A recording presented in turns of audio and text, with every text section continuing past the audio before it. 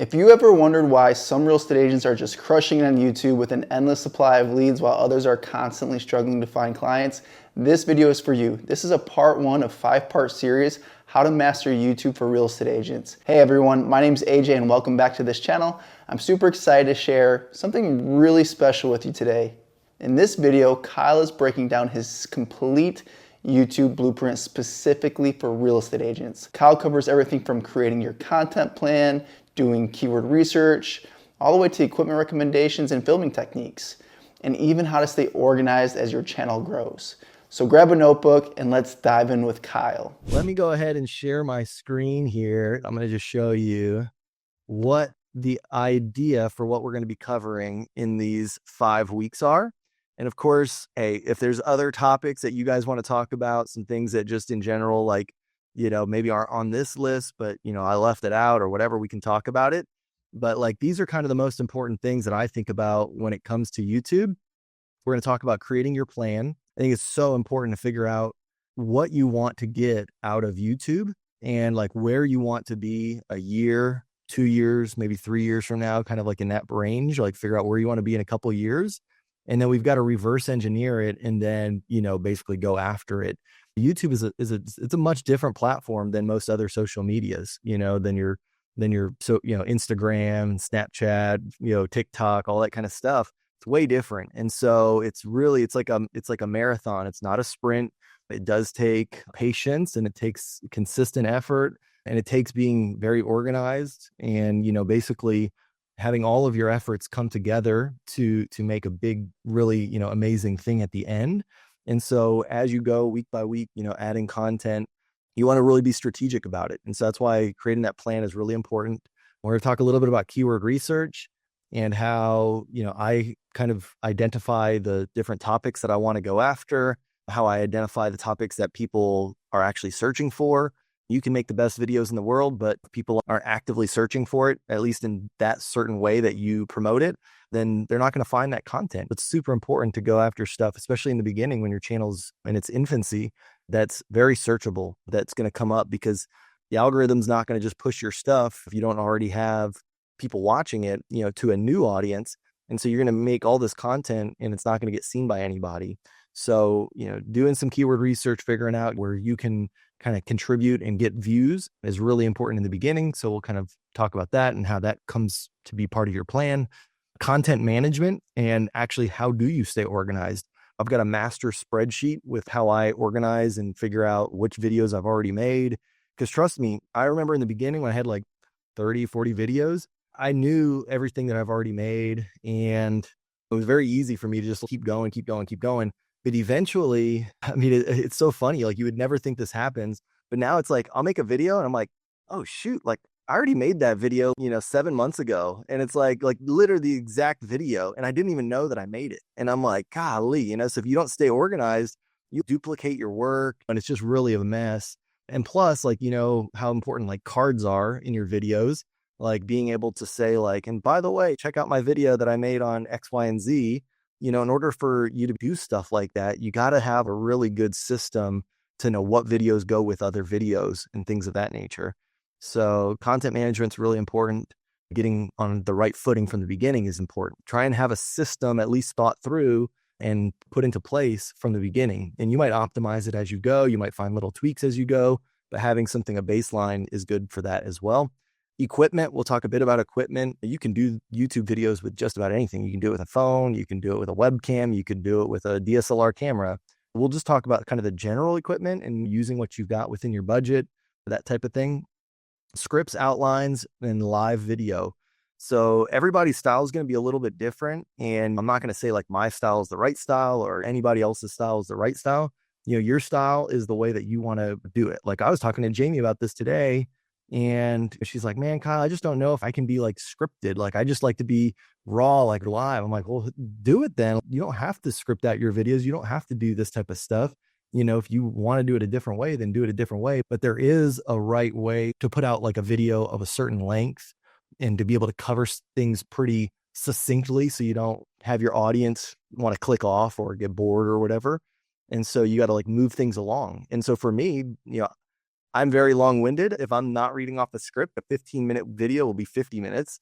And I know that about myself. Like, even if I try really hard, it's like 35 minutes, and I'm like, like this sucks. And so I just found what worked for me. And that was, if I write beforehand and literally script out my whole videos, then I can keep my videos to 10 to 14 minutes, which is ideal.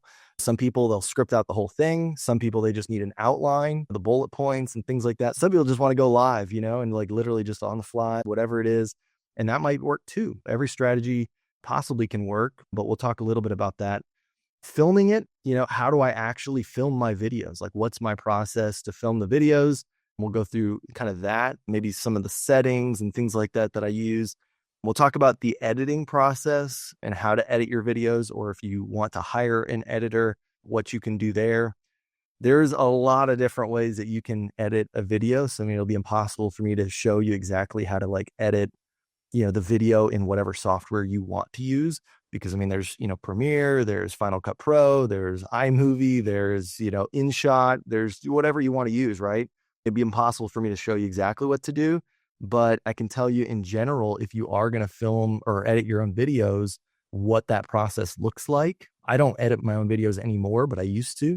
It's just one of those things. Like, do you want to pay some money and have it be done quicker and it doesn't take up your time? Or do you have more time than money and you want to learn the craft and be able to put your unique spin on it a little bit more? Talking about publishing and then how I go about publishing the videos, actually looking into how do I tag them? What do I do for my description? What do I do for call to action in the descriptions, titles, all that kind of stuff, and then promoting those videos like on social media, through my email list, what I look to do for that kind of stuff. So that being said, I do want this to be a dialogue real quick, just get y'all's thoughts. Out of what I just talked about, feel free to open the call up at this point.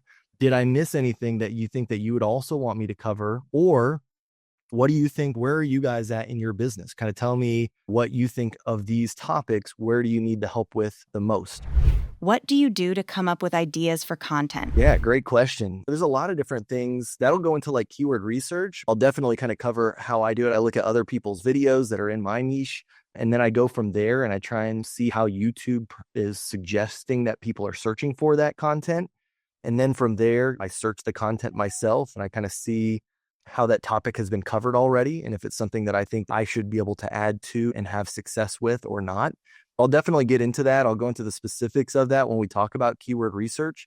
That's a good one though. That's the one that like a lot of people have a question about. How do you pick what you're going to do? In the beginning, it almost seems like it's hard to think what to do. But when you start doing it, you get to the point where even if I made a video every single day, there's so many options out there to make videos on. Now, of course, some are going to be like more home runs than others, as far as like more people are going to be searching for that stuff. But even still, if you're really trying to be the expert in your space, which should always be your goal with YouTube, is to be like the one that can give the most content in that particular niche. So like if it's for buyers and sellers, you need to encompass every single potential avenue on that. You'll see once you get into it and you're starting to make them, topics will just start to present themselves. It's so weird. Even just like in your daily life, you'll think, oh man, that's great. The topic will just come to me as I'm walking around. And then when I put it in my phone, I got to get to the point where it's like, okay, now I sit down, I look, how are people searching for that? Like, is that something that's actually worth my time to make? Because I don't just make every video that comes to my head, but I see, is there a need for it and that kind of thing. So yeah, we'll talk more about that for sure on keyword research.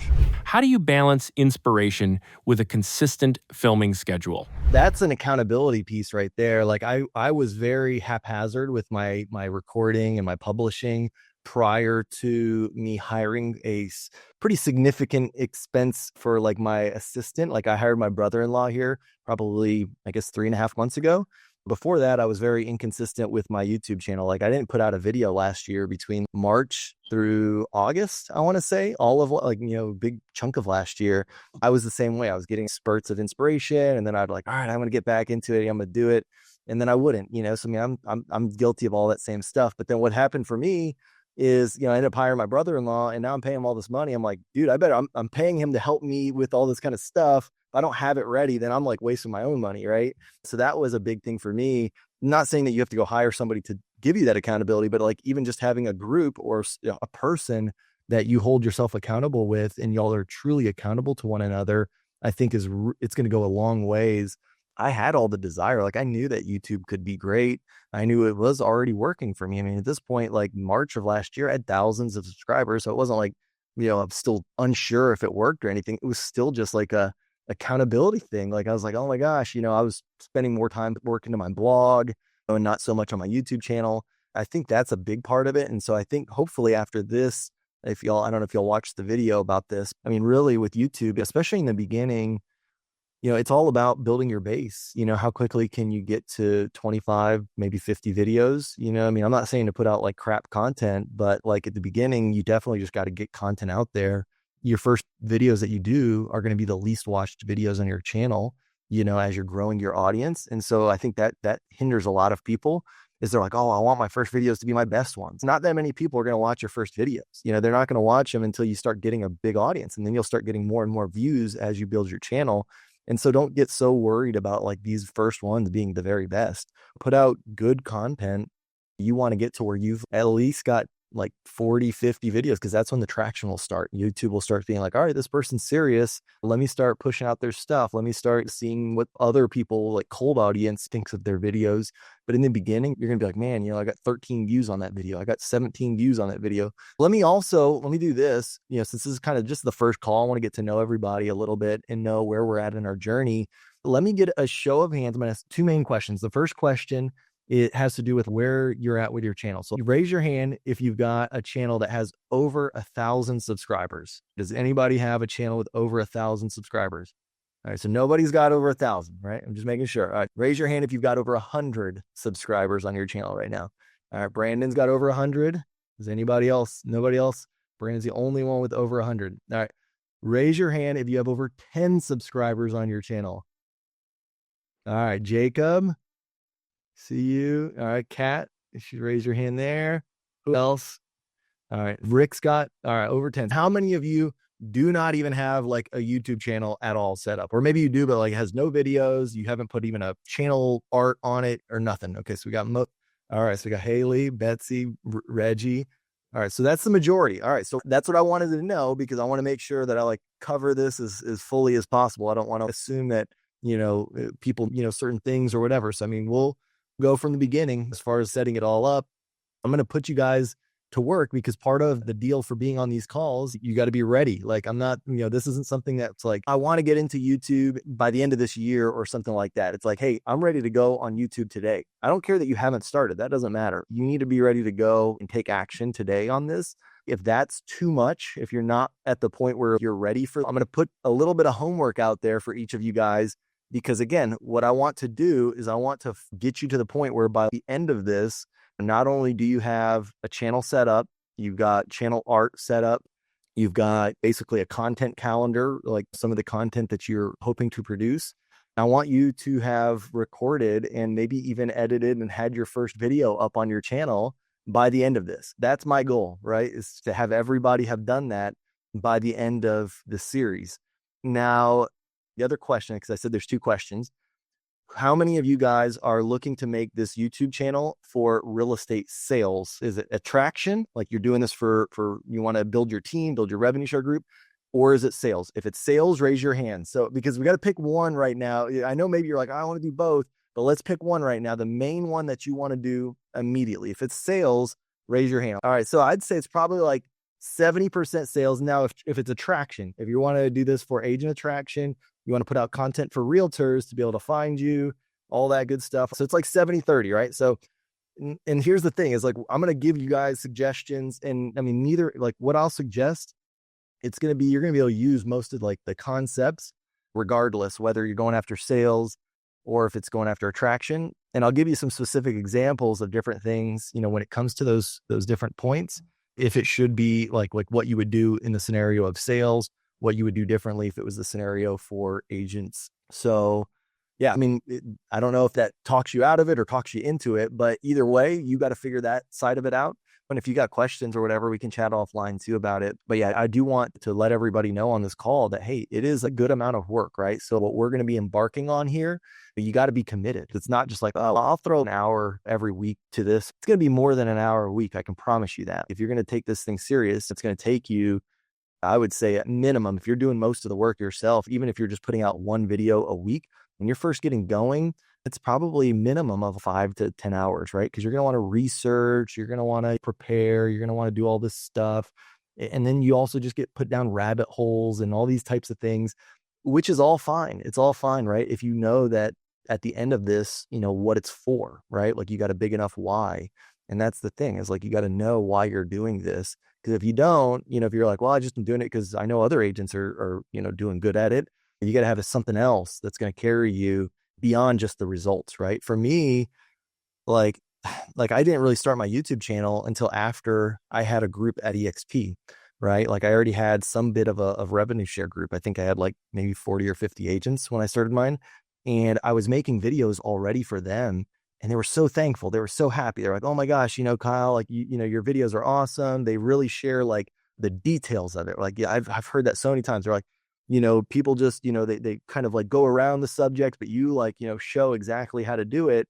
And so like, it made me feel good. Like, I was like, man, I've got a niche, like something I'm doing for people that, nobody else is serving. And so like, that is kind of what kept me going and wanting to do more. I didn't even know at that time what it would do for me, like how I'd be able to monetize it. I didn't know about affiliate income back then. I didn't know that it would blow up my revenue share business. I just knew that it was a way that not only could I give back to the agents who had already named me as their sponsor at EXP, but I figured if I kept going long enough that it would be a benefit. I just didn't know to what extent, right? How do you repurpose your content? No, for sure. I would definitely say try and reuse what you've created as much as you can. And, or if you can hire out and get some people to do some of that stuff for you. Like for me, I take my blog post, that becomes my script for my YouTube video. I take the audio off of it and that becomes my podcast. So from one piece of content, I've now extracted 3 decent pieces of content. Trying to find efficiencies like that is going to be key, especially once you start spending money on content, like what I'm doing. I'm paying a video editor, I'm paying my brother-in-law, like I know that a piece of content costs me probably $200-$300 for like one piece of content. And if that was only like, if I was paying that just for a blog post, that'd be super expensive, right? But if I'm paying that and I get a blog post, a video, and a podcast out of it, now it gets to be like, all right, this is like a positive ROI kind of a deal. And so that can be the make or break, is just how you can repurpose those videos. To answer your question, you certainly could and should do that, but it will take an extra process. You got to figure that kind of game out, but at least just putting it into a podcast, putting it into a blog post, I think is very easy. It's very, there's a good synergy there. I will say in the beginning, what I used to do is I used to record my YouTube videos first, and then I would try and take the audio from that. I would transcribe it and make that my blog post. That never worked out very good. I mean, you can do it, and I even tried cleaning it up, and I even had video editors who would take that and try. It was just a mess. It's way easier to go the opposite, where you go like have the script, make the YouTube video, and then have that be the podcast, for a few different reasons. I saw Reggie, you had a question. It said basically like, if you started in one direction, is it easier to down the line to incorporate the other, for instance, going from sales to attraction or vice versa? My thought here is you got to go a little bit deeper than that. You have to think like, what do you want? What do you want your business to look like? Because here's the thing, if you do YouTube right, you're going to blow up. Like you're, whatever side of the business, like I look at, real estate sales, like my buddy, Greg Foster here in San Antonio, he's only had his channel for maybe a year, 14 months, something like that.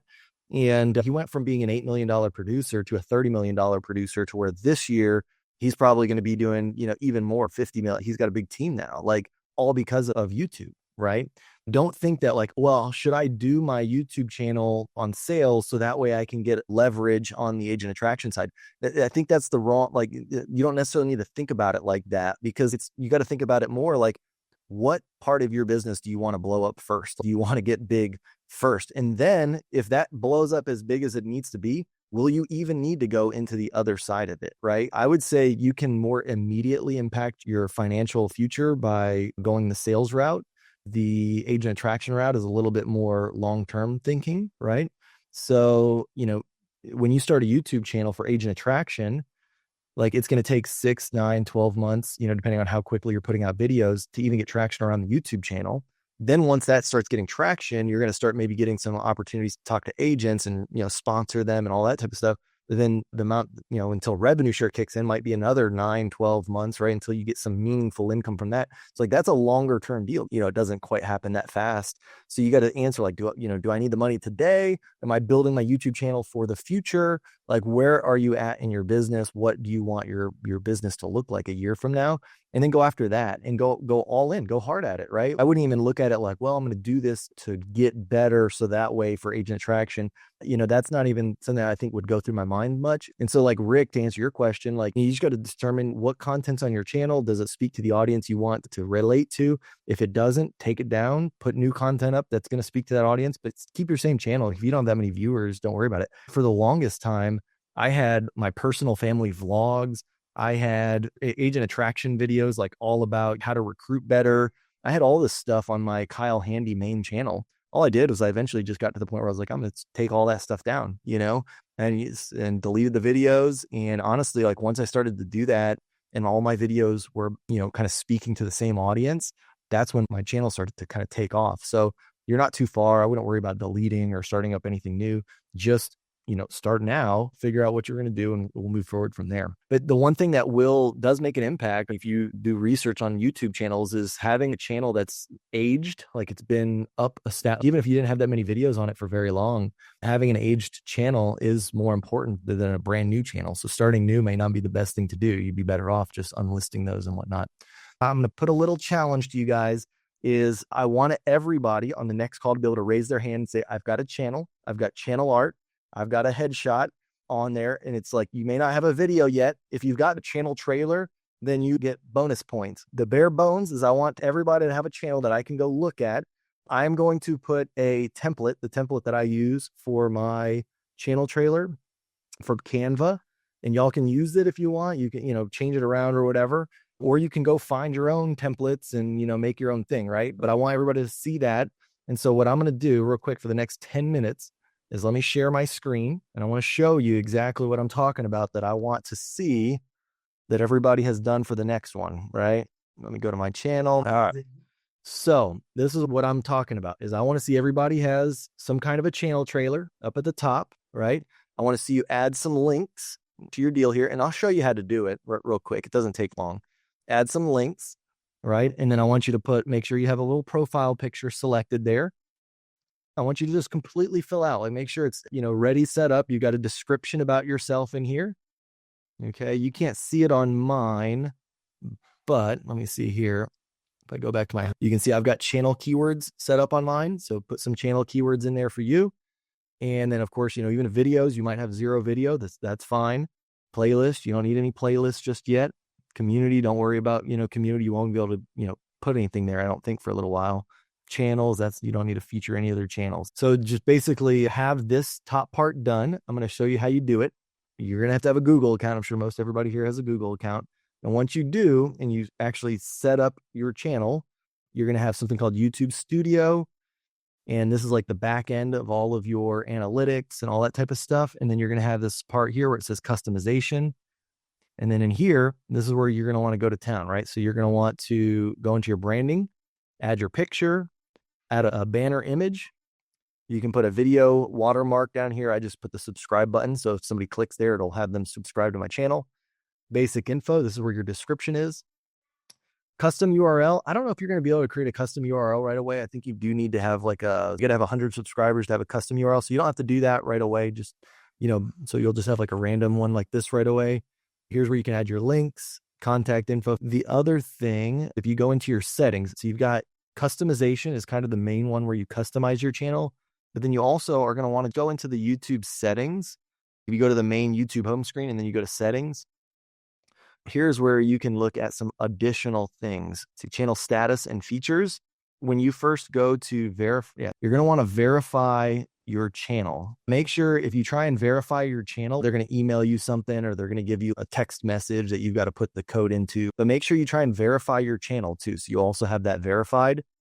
That way you can publish videos that are longer than 15 minutes. You can do custom thumbnails. You can go live, go and verify your channel, and then go through all of these settings as well. So like basically here, basic info. These are like the keywords that I was telling you that you can put for your channel. What are some common keywords that, you want your channel to ideally rank for? It can be, your San Antonio real estate, the San Antonio realtor. It could be all just the basic stuff. People ask, like, should I display my subscriber count if I don't have that many subscribers? I wouldn't worry about it. If that's like something that eats at you or something, you don't have that many subscribers yet or whatever, and you want to hide that until you have more subscribers, go ahead and do that. I think in general, even when I had, 80 subscribers, I didn't even know that you could hide it for a while. I just displayed it. I don't think it's going to hurt you at all. It's more of just maybe like a pride thing, but it's not going to actually do anything for your channel. I don't think people are going to be like, oh, well, I'm not going to subscribe to that person. They only have 32 subscribers. If you're putting out good content, you're going to get them to subscribe to you, right? You can set up some upload defaults. You don't necessarily need to do that right now. Wouldn't worry about that. The main thing is just make sure that you're eligible. So you've got your channel like is verified. And that's mainly it. If you want to go through and do some of these, extra things, that's fine. Don't worry about setting up like a brand account. If you can, like I've got a brand account now, but that's because, I have somebody that helps me manage my content. And you can always change to a brand account later. So that's why you don't need to necessarily worry about that just yet. Just get your channel right now. And if it's not a brand account, we can set it up as a brand account later. How do you crop yourself out for the banner and thumbnails? Let me just show you how I would do this. Like if this was my deal, right? Like let's just say this was my background here and I had uploaded an image. We're going to put him on my channel here, edit image. And you see where it says BG remover, background remover. That's what it stands for. You click that. And there you go. Now the background's removed. Now on this picture, because it's cropped, on this side, I might move it like over. So I'd probably do a little bit of editing here, make this bigger to where it's like up against this side now, and then do like that. And if you want to get real big, like, how the YouTubers are, where it's like, you might want to take like a more, high pixeled photo.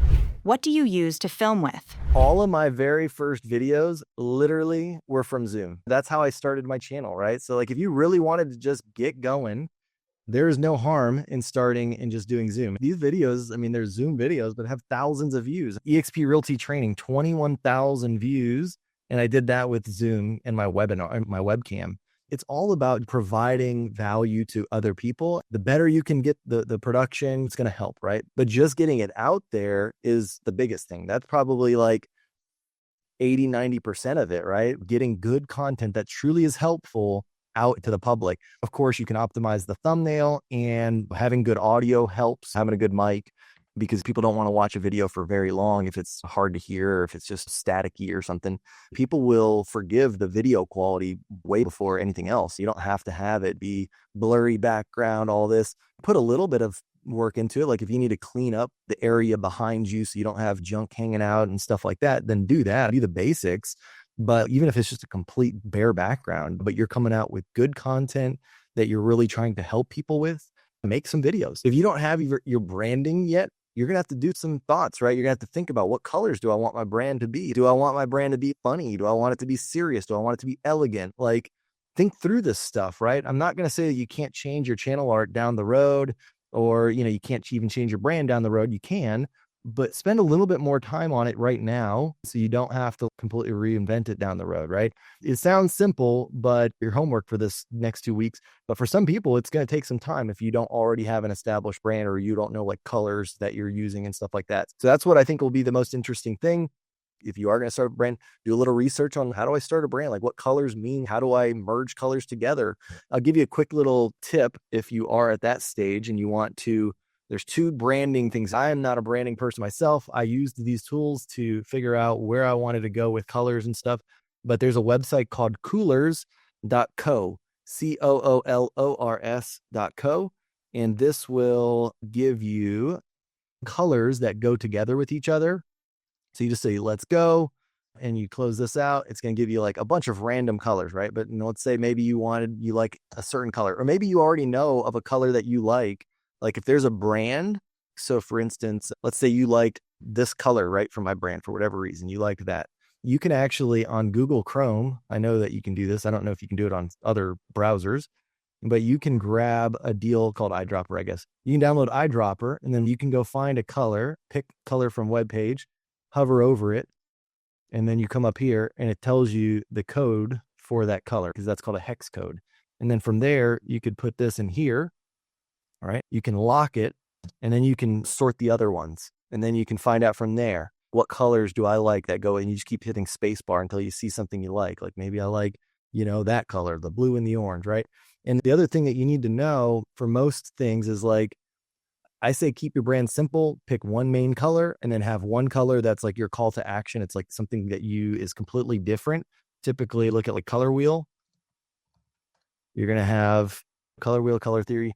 So like opposite ends of the spectrum. So like orange, that's my main brand color. So my call to actions are the complete opposite, because I want them to stand out, right? And so, that's kind of how I do my branding, is everything is orange. And then if it's I want to call attention to, it's going to be in blue. But you can even do like where it's monochromatic. So you have 3 shades of that orange as your main brand, and then you still have something else as your call to action. So there's different things. Coolers is a great tool just to splice together a couple colors. And the other tool that I like is called FontJoy. This is a great way to find what is your font that you want to use for your brand. It'll generate some main heading fonts and then your typical paragraph style or subheading fonts. And it matches them up. You can generate different combinations until you find something that stands out to you and it looks good to you, that you like their font. Like maybe there's like a website like you like, if I like Apple, apple.com. Like if you're minimalist, you like, maybe I like this font, right? Or something like that. I can come in here, Apple. I don't know if I'll be able to do it. Let's say I like this, this style of font. There's nothing special about that. But if I did, there's another plugin that you can get with Google Chrome where if you right click it, it's called Fontanello, and it will literally tell you what font they use. So if there's a brand that you're like, man, I love their font, but I don't know what the heck font that is. Download Fontanello as a plugin on Google Chrome. You can highlight their text and it'll tell you exactly what font it is. And then same thing from there, you could go into FontJoy, see if it's in here, search for it.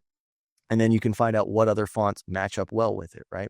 So those are just a couple branding tips, but if you're in that mode. So hopefully that helps. I appreciate all of y'all's time. I hope this was valuable. I hope these next 7 weeks are going to be valuable for you guys. I'm really excited to see what gets created from this. So I'm really excited about it and I really want to help out. So if there's anything I can do, just let me know. Man, Kyle delivered on that one. You can really see why his approach works so well. He's not just giving you surface level tips, he's literally showing you his exact systems. And I loved how he emphasized that YouTube's a marathon. It's not a sprint. That consistency piece is so crucial, and his point about needing accountability, whether it's hiring someone or having a group to keep you on track, that's golden advice right there. If you're in real estate and you've been on the fence about starting your YouTube channel, Kyle gave you what you need to get started. No more excuses, right? So stay tuned for the remaining 4 parts that will be released over the next couple of weeks, and subscribe to this channel, but most importantly, hit the alert notification bell so you don't miss any of the 5-part series. And let me ask you, what was your biggest takeaway from Kyle's training today? Drop it in the comments below, and I'd love to hear what resonated with you the most. Thanks for watching, and I'll catch you in the next one.